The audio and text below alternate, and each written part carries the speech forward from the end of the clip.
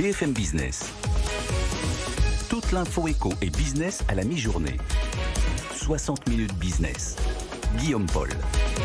Voilà, midi 21 sur BFM Business. C'est Éric Cavillon, directeur général des casinos du groupe Barrière, qui est avec nous. Bonjour Éric Cavillon. Bonjour. Merci de recevoir. Avec plaisir. Les casinos qui ont donc rouvert partiellement, évidemment, le 19 mai dernier.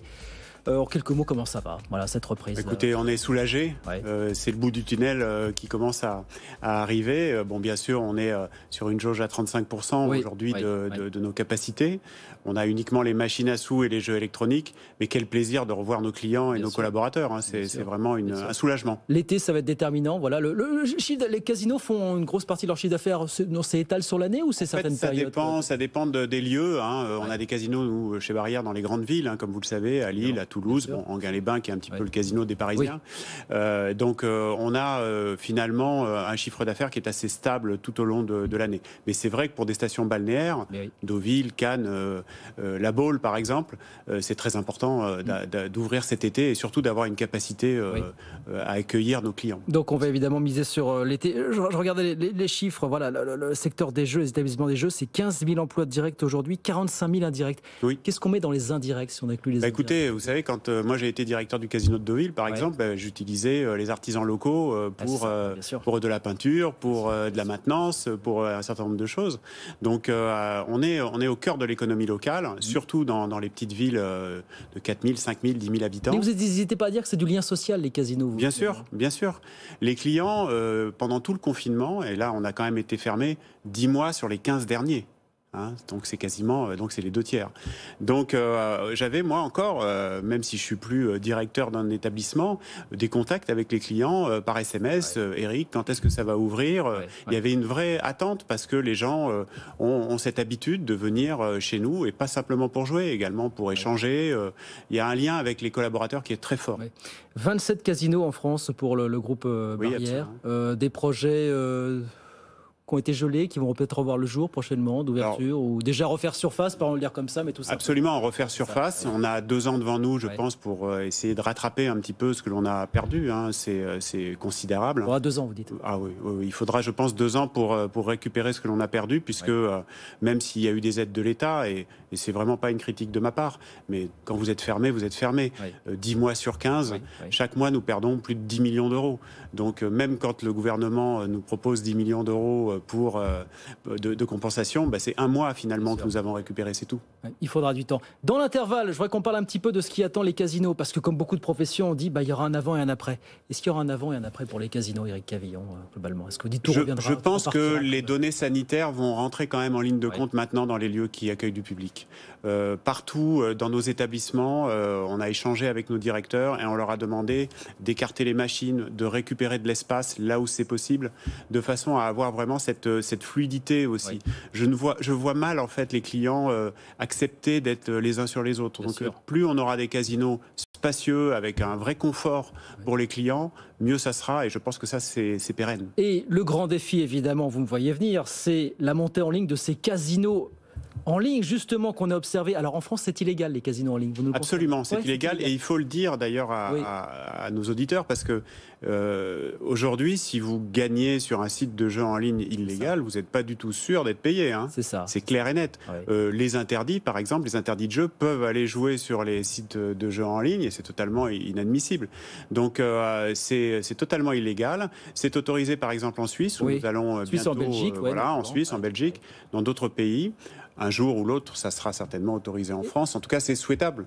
C'est souhaitable pour vous, évidemment, parce que vous serez, a priori, vous le pensez, prêt à relever ce défi à partir du moment où tout ça serait légalisé. C'est-à-dire que vous faites un travail d'approche auprès des autorités, justement, aujourd'hui Écoutez, aujourd'hui, on a surtout fait un travail d'approche pour réouvrir le plus vite possible, parce que là, il y avait une urgence. Maintenant, ça me paraît légitime. Les casinos, dans toutes les filières de jeux d'argent, en fait, la Française des Jeux a un site de jeux en ligne et peut vendre du loto en ligne. Le PMU peut, je dirais, vendre des paris sur les courses en ligne. Nous, on n'a pas de site en ligne. On ne peut pas proposer des machines à sous en ligne. Donc, on voit bien quand il y a ce type de pandémie, par exemple, le manque à gagner que cela a représenté pour nos établissements et pour l'État. Vous arrivez à le chiffrer pour vous, ce manque à gagner? Voilà, on estime aujourd'hui à un petit peu moins d'1 milliard d'euros le PBJ joué illégalement en France sur des casinos en ligne. Sur une année comme l'année 2020? Sur une année, non, sur une année. Alors ça, l'année 2020, j'ai pas les chiffres. J'imagine que c'est un petit peu plus que sur une année normative, puisque justement, il n'y avait pas cette possibilité d'aller sur un casino en dur. Mais sur les chiffres dont je vous parle, c'est sur une année normative. Sur une année normative. Comment est-ce qu'on va articuler tout ça? Je vous parlais tout à l'heure de la façon dont les casinos vont se réinventer. À partir du moment où, allez, faisons un peu de projection, on autorise ces jeux en ligne pour les casinos. Comment on articule ça entre le présentiel, pardon de le dire comme ça, dans le casino et le virtuel chez soi devant son écran finalement? L'idée, en fait, et pour vous, quel défi ça pose finalement? Bien sûr, c'est un défi technologique. Il y a des sociétés qui font ça. Ça existe déjà. En fait, on est en contact évidemment avec des fournisseurs qui pourraient nous permettre de continuer en fait l'expérience casino en ligne de chez soi, exactement comme aujourd'hui, on peut aller sur des plateformes de films, mais on peut aussi aller au cinéma. Donc c'est deux expériences différentes et pour nous c'est très important de pouvoir être présent également sur ces secteurs. Mais dans l'absolu, vous voudriez qu'on accélère de ce point de vue-là sur la légalisation de ces casinos en ligne, peut-être justement pour vous adapter à cette nouvelle donne. Ma problématique, vous êtes pénalisé finalement par la situation. Ma problématique aujourd'hui, c'est que je trouve inadmissible qu'il y ait des gens qui soient interdits, qui soient en détresse par rapport au jeu et qui puissent jouer en ligne alors qu'évidemment dans nos casinos on les interdit.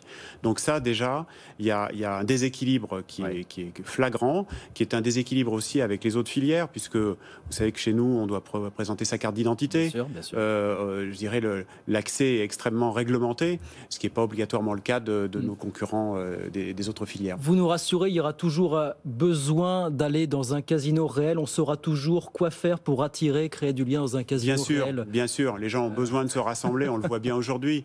Le bonheur d'aller boire un verre, ne serait-ce qu'en terrasse, on peut très bien boire un verre chez soi, sur son balcon. Bien sûr, oui. Et pourtant, on va quand même sur une terrasse. Donc, de la même façon, on peut commander à manger pour dîner chez soi. Tout le monde l'a fait, mais tout le monde a envie d'aller au restaurant. Donc, c'est exactement la même chose, je pense. Et d'aller au casino. Il faudra aussi se réinventer au niveau présentiel, dans les casinos aussi. Bien sûr, pour attirer on est des lieux de public. De toute façon, ce que je dis également, c'est qu'aujourd'hui, vous n'avez qu'une partie du casino, puisqu'on n'a ouvert que les machines à sous, les jeux électroniques. On n'a pas les jeux de table, qui sont un grand spectacle, qui sont vraiment dans l'ADN des casinos. Et puis surtout, nos salles de spectacle, nos théâtres, on est parmi les plus grands employeurs d'intermittents du spectacle. Ça ne se sait pas.